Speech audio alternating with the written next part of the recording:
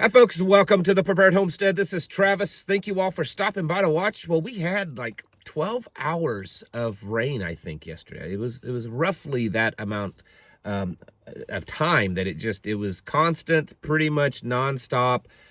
Yesterday evening, it got a little stormy, some thunder and stuff, heavier rain, but most of it was just that good, steady, gentle rain all day long, which was excellent. Now today they're calling for some storms potential. I mean, we're kind of iffy on the severe, maybe severe stuff. Looks like most of the energy was taken out in yesterday's rain, so we may not get a whole lot of severe, but it's possible. But it's supposed to start raining. The wind's already picked up. It should start raining here soon again, which, hey, I'm not complaining. I understand people working outside that you know, this is interfering. A friend of mine yesterday was doing has been trying to do a bunch of dirt work for a new building, and so it slows him down for, you know, with this kind of weather. But we definitely need this. The garden is loving it, and the creeks and all that kind of stuff. The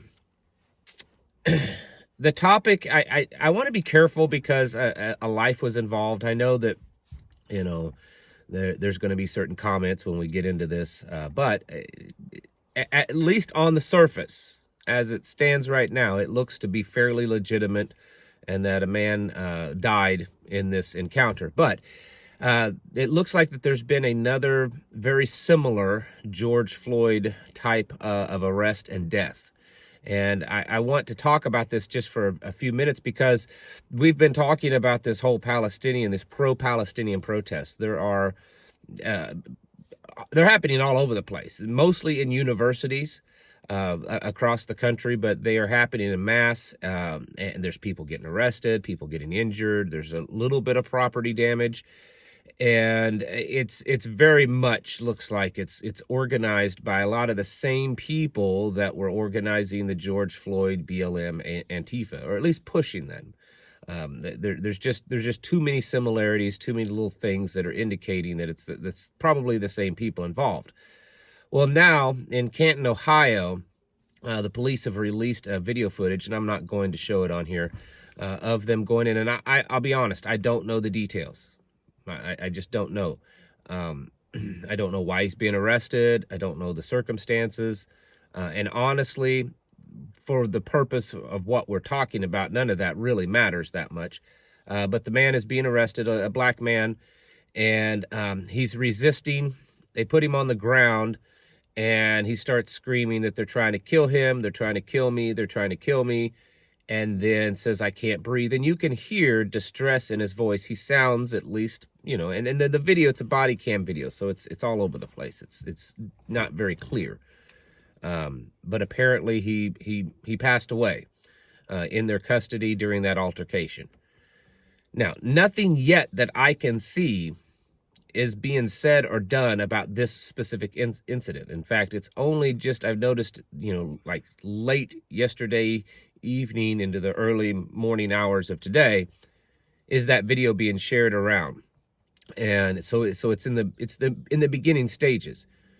And I'm not saying that most definitely this could be another George Floyd moment, but considering the fact that we already have protests going on in multiple cities across the country, the tensions are already there. They certainly haven't gone away from during all the BLM riots. And then, of course, the biggest factor probably is that there's an election coming up, and we've got warm weather here. You know, hey, it's like it's rioting season. And I don't want to diminish the fact that it's quite possibly a person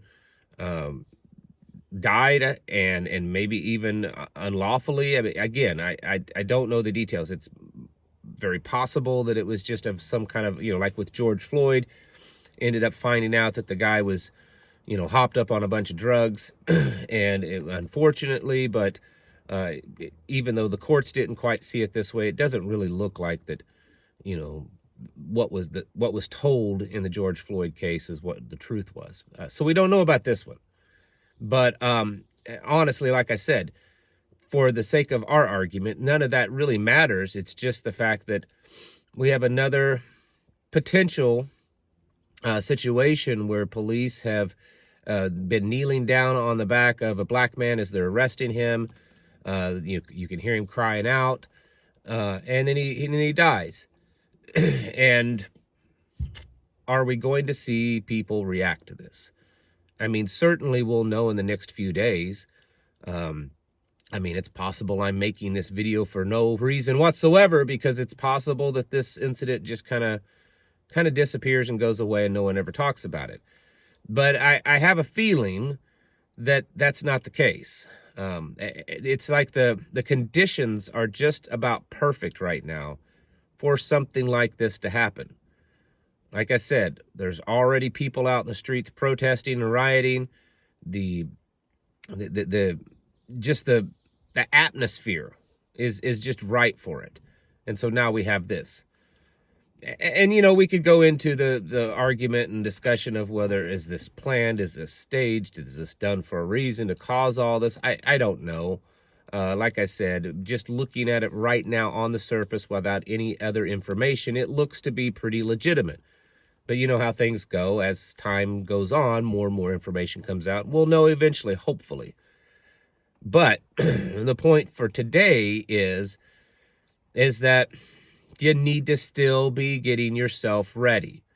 And I've been telling you for the last few days about these Palestinian protests, and there's an FBI warning out there, this chilling warning that we're on the brink of some type of serious terrorist attack, considering what's going on with the protests and what's going on in the Middle East, that everything is perfect for that right now.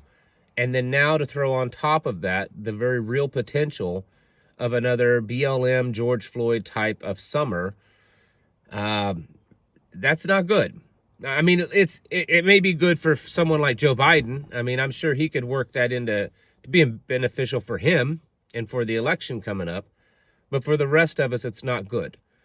And understand that everything is also more unstable. You know, we're not, especially since COVID, it's not like we went through COVID and all the stuff happened and we've been healing since then. It's like we're getting weaker since then. We're not getting stronger. It's not like that was the weak point and we've been building in strength and kind of healing since then. We're getting weaker.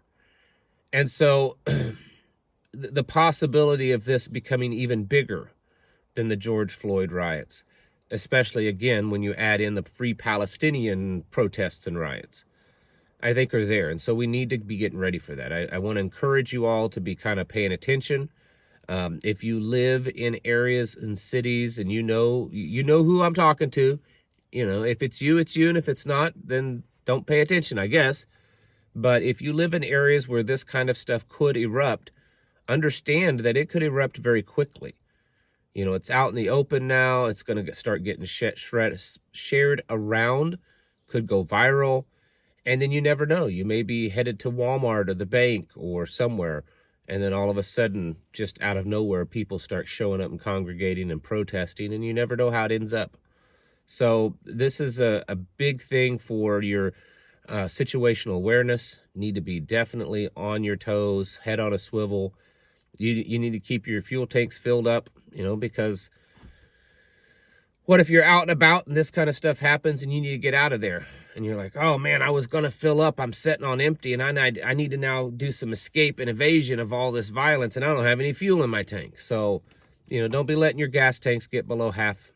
I know I get it. I know how that sounds like, man, I don't have the money to keep my gas tank, you know, at least half full. You're not going to spend in the long run. In the immediate, maybe. But in the long run, you're spending the same amount of money. So keep your gas tanks filled. Have an emergency kit with you. Have a plan to escape wherever you're going. You know, if you typically go to a particular grocery store or a Walmart or a doctor's office or a bank, know the area, know certain escape routes, back roads to get in and out of there, that kind of stuff. And then just be alert and aware. Continue to stock up on your foods, water, emergency plans, because we are getting into that time period. It's summer is getting close. You know, warmer weather is now kind of here, and all of this stuff going on. considering the elections coming up this fall, I think there's a good chance that either a terrorist attack or protests, riots, or something, some type of breakdown could potentially happen between now and November. And you need to be stocking up and getting ready for that. Folks, it's time to get your houses in order and to prepare yourselves mentally, physically, and spiritually. Thanks for watching. I'll catch you in the next video.